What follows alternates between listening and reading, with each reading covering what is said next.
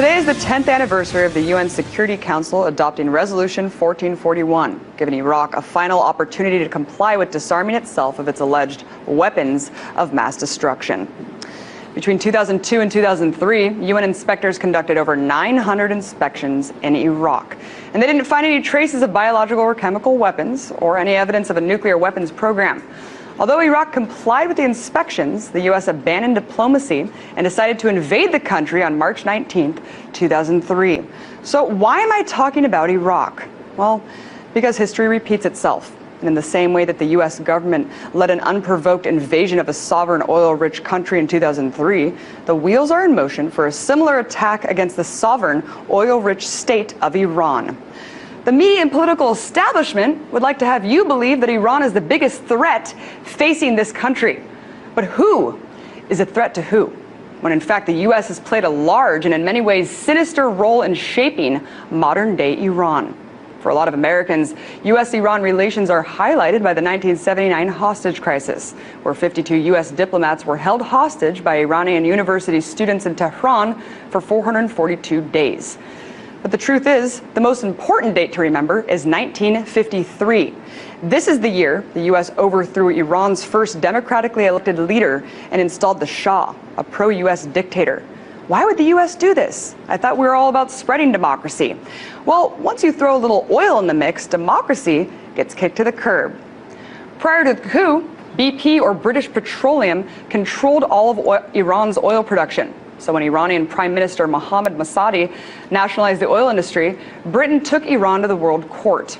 How dare a country try to manage its own resources? Well, when Britain lost the claim, they turned to President Eisenhower, and under the pretense of Iran being a communist threat, they urged the U.S. to intervene.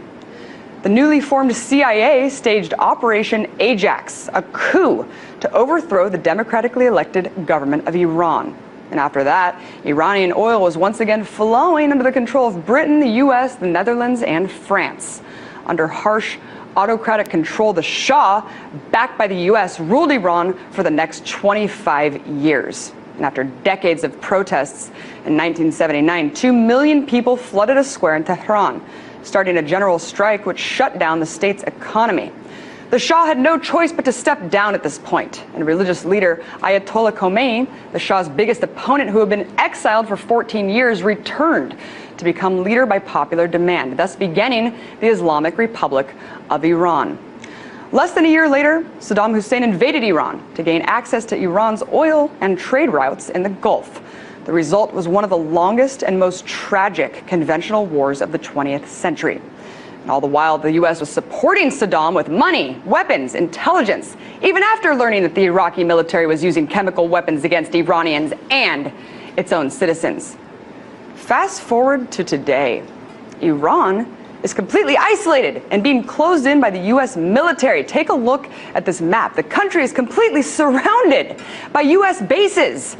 Its economy is in shambles because of crippling U.S. sanctions. And just over the last year, the U.S. has sponsored assassinations of Iranian nuclear scientists, engaged in cyber warfare against their infrastructure, sent drones to spy on the country, and these are just the things that we know about. So, I'll ask again, just who is threatening who? I want you to picture this scenario.